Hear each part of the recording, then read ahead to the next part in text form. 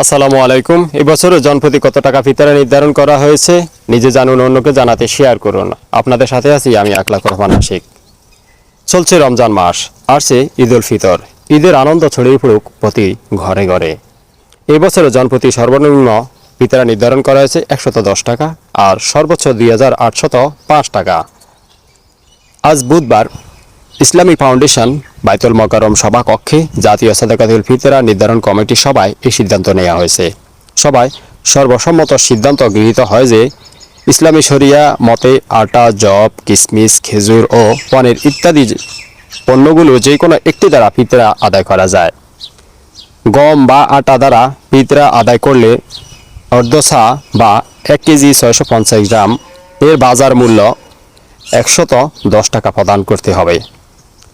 Job দ্বারা আদায় করলে 1 কেজি 300 গ্রাম এর বাজার মূল্য 595 টাকা।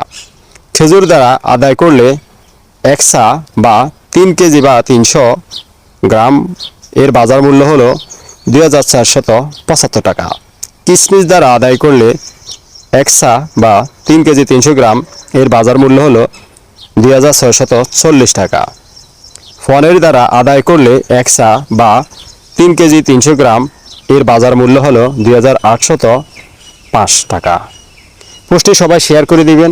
যার যার সামর্থ্য অনুযায়ী আপনারা ফিতরা আদায় করবেন।